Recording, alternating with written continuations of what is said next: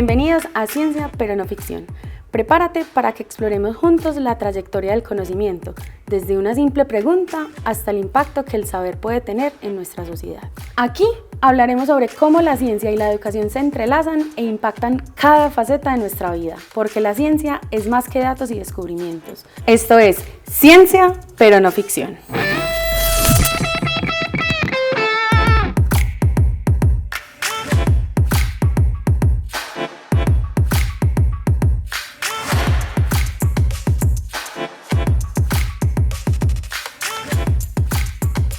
Bienvenidos a un nuevo episodio de Ciencia pero no ficción.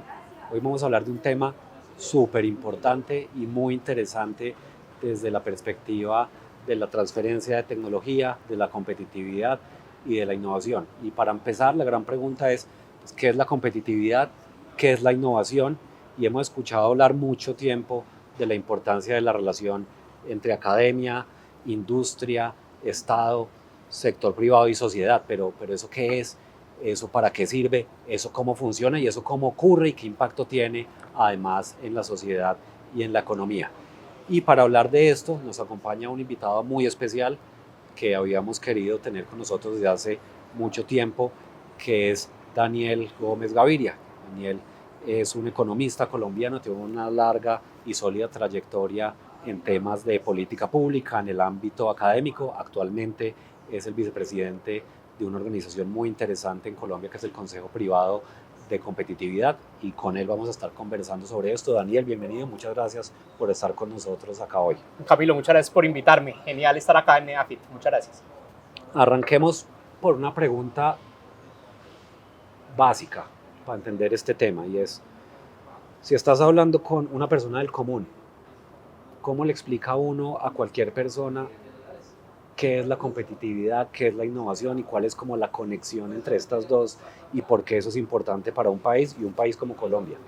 La competitividad es nuestra capacidad de ser más productivos. ¿Y eso qué quiere decir? Quiere decir poder hacer más con menos y mejor con menos y con lo que tenemos. Entonces, si uno se imagina que queremos producir cualquier cosa, ¿cierto? Que queremos producir una bolsa de leche.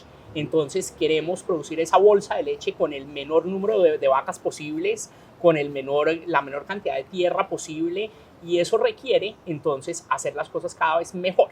Entonces, pensando en la leche, queremos tener modificaciones genéticas, inversiones, innovaciones que hagan que la vaca sea mucho mejor, que la tierra sea mejor, que el pasto sea mejor, que el empaque sea mejor, que toda la cadena de producción requiera muchos menos insumos para producir lo mismo y de mejor calidad y mejor para suplir y para cumplir con unas demandas, con unas necesidades de un consumidor, ¿cierto? Entonces, la competitividad son todos esos factores que nos permiten ser mejores y producir más con menos.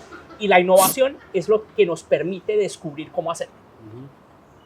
Y en ese contexto, ¿cómo funciona o cómo se puede apalancar más la innovación a partir de esa relación entre actores clave como la academia, el Estado, la sociedad civil y la empresa, ¿no? ¿Cómo entiende uno, digamos, la importancia y la dimensión que tiene esa relación en ese contexto y en esa necesidad de los países tienen que ser más competitivos y más innovadores? ¿Cómo se apalanca eso en el contexto de esa relación? Lo interesante de esta área es que es necesariamente público-privada, y eso tiene mucho que ver con el sitio donde trabajo, el CPC.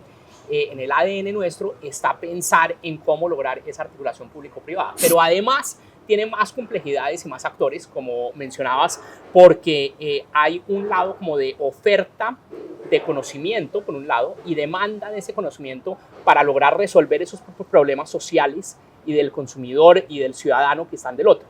Entonces, rápidamente tenemos una cantidad de actores, ¿no? Tenemos el productor del conocimiento que está en las universidades, en los centros de investigación. Tenemos las empresas que están buscando cómo resolver unos problemas, pero ¿problemas para quién? Para un consumidor que les va a comprar, que les va a pagar por unos servicios, por unos productos que van a ser el resultado de esa interacción.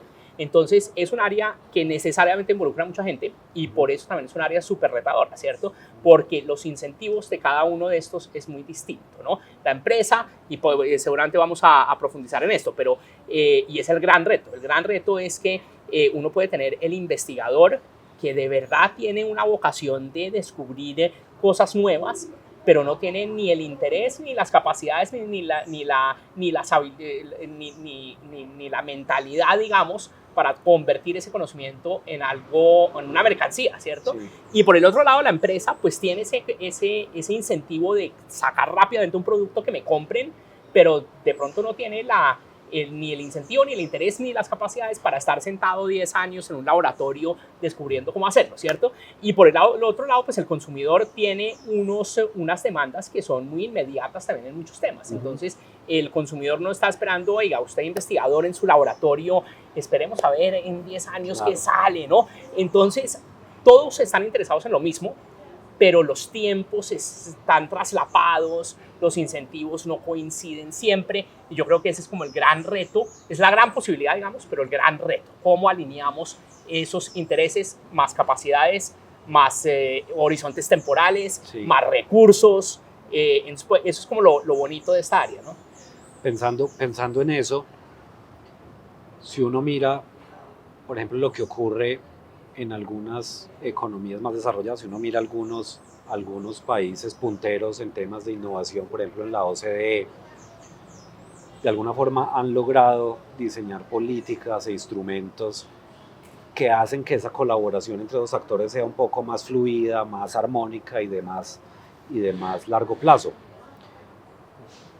¿Cómo crees tú que ocurre eso en Colombia? ¿Por qué en Colombia de alguna forma es como tan difícil? Pues porque uno ve según los resultados en diferentes índices, por ejemplo, en la encuesta de innovación y desarrollo tecnológico del DANE, en los índices que produce también el Consejo Privado de Competitividad, hay un rezago en términos de innovación, en términos de inversión en ciencia, tecnología e innovación, en temas de competitividad asociado a estas otras dimensiones.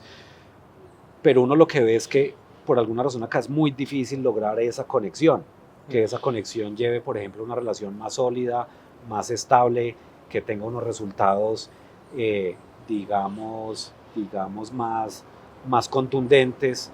Y voy a poner un ejemplo, digamos, las convocatorias que a veces son las convocatorias públicas que buscan que haya proyectos que articulen, por ejemplo, universidad y empresa en torno a una necesidad en un territorio, ¿no? Usualmente son proyectos y colaboraciones esporádicas, enmarcadas en los objetivos que buscan esas convocatorias, pero como que no pasa nada mucho más allá, ni eso lleva como una relación de largo plazo muy productiva, porque en Colombia de alguna forma es tal vez como más difícil generar como esa conexión más sólida de largo plazo. ¿Por qué no logramos, como tú decías, como alinear los incentivos y que pase algo más allá?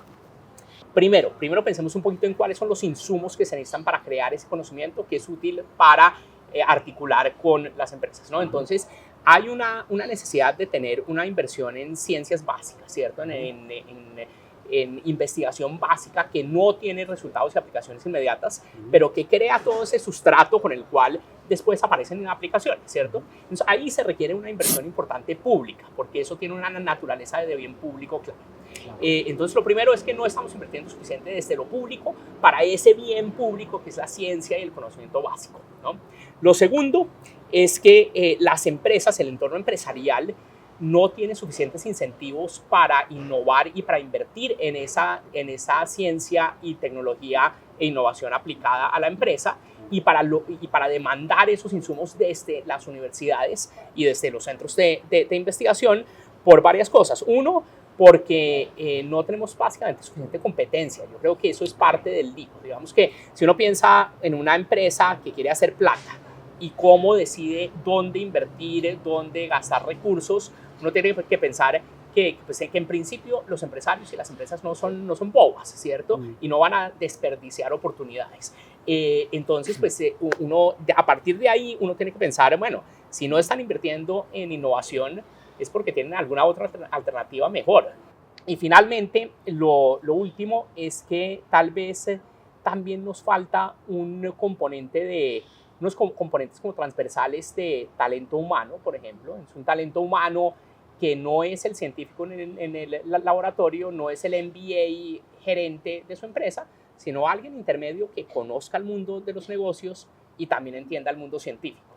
Entonces, ahí puede haber unas falencias en términos de capital humano que falta para conectar los mundos, ¿no? ¿Y cómo intentaron, por ejemplo, desde el rol que tuviste en el diseño de políticas clave, por ejemplo, la política de desarrollo productivo, como cuál es un poco como el abordaje desde esa política, incluso en intentos que se hicieron antes de la actual Política Nacional de Ciencia, Tecnología e Innovación para abordar un poco esa, digamos, la forma como se puede mejorar la colaboración entre todos esos actores, porque se vuelve un poco como el dilema de la gallina y el huevo, ¿no? Es como venga, esta gente entonces tengo que fortalecer la investigación básica como un bien público con la esperanza en un entorno de incertidumbre de que esta gente llegue a un punto, pero al mismo tiempo esta gente puede llegar a un punto para el cual la empresa todavía no tiene las suficientes capacidades de absorción. De acuerdo. Entonces como que no logro generar esa conexión y desde el sector público tampoco sé, digamos, dónde generar la inversión o dónde de alguna forma corregir algunas fallas del mercado que permitan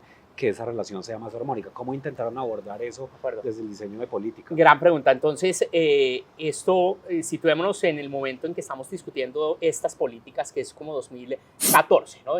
En 2014, los precios del petróleo caen de niveles de $100 por barril a 40. Entonces empieza a haber una gran presión por diversificar la canasta exportadora, por diversificar la producción, y vuelve a estar como en la agenda pública la gran pregunta de cómo lograr que la ciencia, la tecnología, la innovación generen sofisticación y diversificación de productos, sobre todo para poder exportar más, ¿no? Entonces vuelve como una doble agenda de políticas industriales o de desarrollo productivo, sí, y políticas de ciencia, tecnología e innovación. De hecho, anécdota, ahí Camilo estaba en el gobierno, yo también, estábamos ahí en la misma discusión. Pero avanza con un equipo fantástico entre Colciencias, el Ministerio de Comercio, el DNP, principalmente esos tres, trabajando en esto. Bueno, el Ministerio de Educación también fue clave ahí, ¿no? Entonces, esas cuatro entidades principalmente, estábamos pensando cómo trabajar en esas dos políticas, y fueron avanzando dos políticas que se plantearon una pregunta crítica. Fue, ¿cuál es el rol del Estado, del gobierno, en el apoyo al sector privado y a la academia para lograr que se desencadenen estos procesos, ¿cierto? Entonces, la gran conclusión fue, oiga, sí hay un rol para el Estado y para la política pública que va más allá de las políticas súper transversales y súper horizontales de bienes públicos, ¿no? Pero no podemos basar esas políticas en unas intervenciones que creen unas rentas y unos intereses para grupos particulares. Tiene que ser inversiones públicas que aumenten la productividad y que ayuden a que las inversiones privadas sean mucho más productivas, mucho más rentables, mucho más interesantes. Un habilitador para que los otros hagan cosas y pasen cosas. Sí. ¿Y qué eran esos? Eran principalmente bienes públicos, pero no bienes públicos la autopista 4G, sino bienes públicos el centro de acopio para el agro, el sistema de riego, el centro para innovación, centros de innovación, estilo lo que hacen acá en Medellín con Ruta N,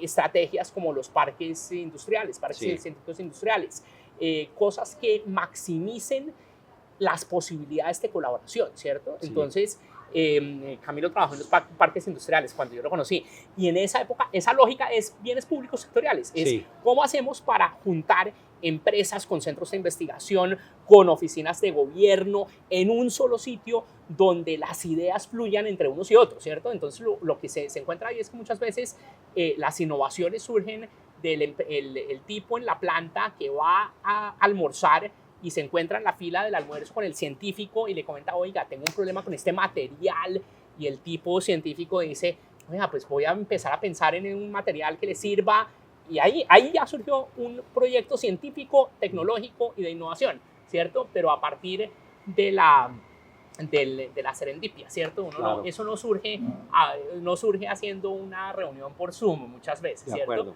Eso surge encontrándonos y conversando y viendo, compartiendo, ¿cierto? ¿Cómo hace uno eso? Y con esto vamos concluyendo el espacio, y es, Claro, hay un elemento, digamos, como de mucha espontaneidad en esto, pero ¿qué piensas que pueden hacer las universidades para de alguna forma intencionar más esa conversación con el sector público y con el sector privado para que puedan colaborar más, pues para que esos tres actores puedan colaborar más y que esas colaboraciones permitan de alguna forma ir, digamos, como generando esa masa crítica que se necesita para en el mediano y largo plazo alcanzar todos esos objetivos de política tan grandes y tan loables, tan importantes? Lo clave, yo creo, es pensar en estas barreras que mencionábamos inicialmente. Entonces, ¿cómo hacemos para alinear los incentivos y los intereses de gente, ¿cierto? Entonces, hay que pensar en que acá detrás hay gente. ¿Cómo logramos tener al investigador que está generando conocimiento para alinearlo con una empresa que está demandando ese conocimiento y que tienen horizontes muy distintos, ¿cierto? Sí. Entonces, ¿cómo hacemos para alinear esas cosas? Y creo que parte del secreto es pensar en el talento humano que requerimos en las diferentes etapas. Entonces, un error que hemos cometido, creo, es pensar, y va un poquito en contravía de lo que dije anteriormente, pero es pensar en lo siguiente, es pensar que no todo científico va a tener el interés, ni las capacidades, ni la personalidad para trabajar conjuntamente con una empresa. Y no debería. Queremos tener científicos encerrados en su laboratorio, sí, en su nebulosa, ¿no? Y que no están en el mundo real, ni les interesa un producto para vender, ¿cierto? Pero necesitamos entonces alguien más que esté pendiente de qué está produciendo ese científico y que esté pendiente de qué está necesitando el mundo empresarial y que logre hacer esa conexión, ¿cierto? Entonces, ahí hemos desarrollado estrategias como las OTRIs, las oficinas de transferencia, que es básicamente eso, es como, oye, ¿qué estamos produciendo? ¿Quién lo puede necesitar? Y generar esas colaboraciones, ¿no? Entonces, creo que hay que pensar desde lo muy local, no solo desde lo nacional, y en ese sentido también las políticas, la de CTI, la política de desarrollo productivo tiene un enfoque muy local, ¿cierto? Un enfoque que reconoce, uno, que hay heterogeneidad regional, ¿no? Entonces, no tiene ningún sentido, hay como una escalera de innovación, ¿no? Donde hay unas capacidades que hay que ir construyendo, no tiene ningún sentido poner el mega laboratorio en la mitad de un sitio donde ni siquiera tienen acueducto y donde hay otras y donde no hay, donde nadie sabe leer y escribir, ¿cierto? Es una pérdida de recursos hacer eso. Hay que invertir en otras cosas primero, ¿no? Entonces hay que pensar un poco en una estrategia diferenciada regional, hay que pensar en esas colaboraciones muy concretas a nivel local. Entonces, ¿cómo hacemos para que las empresas se sientan cercanas a ese vínculo de confianza con universidades, con unos personajes que entiendan ambos mundos y logren conectarlos?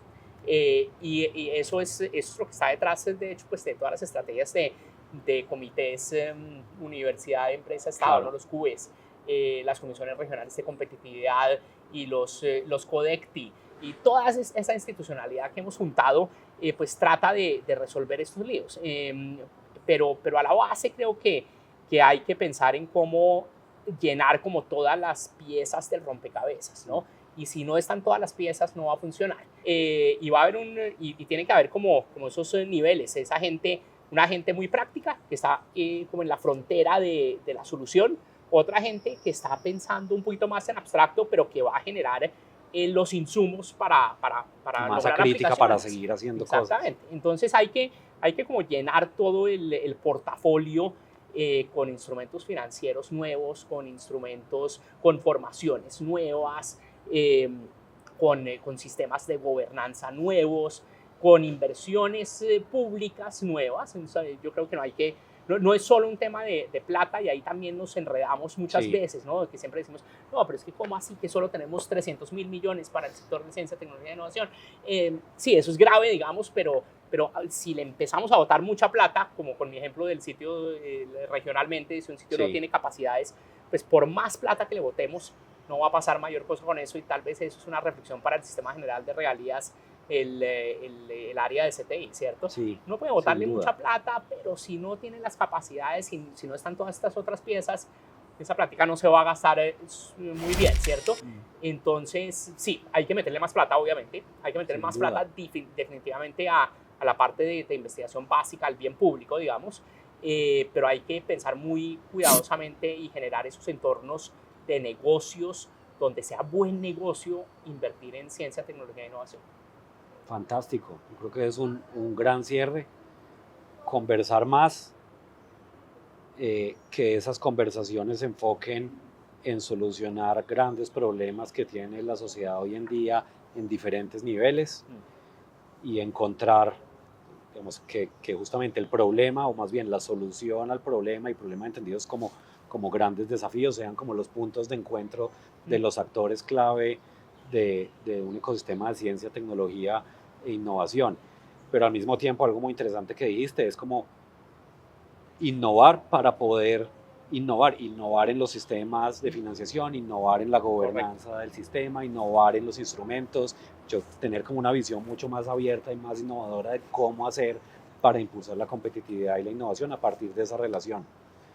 Pues ojalá sigamos teniendo muchas más conversaciones de este tipo. Gracias, Daniel, por acompañarnos en nuestro video podcast, y nos vemos en el próximo episodio de Ciencia pero no Ficción.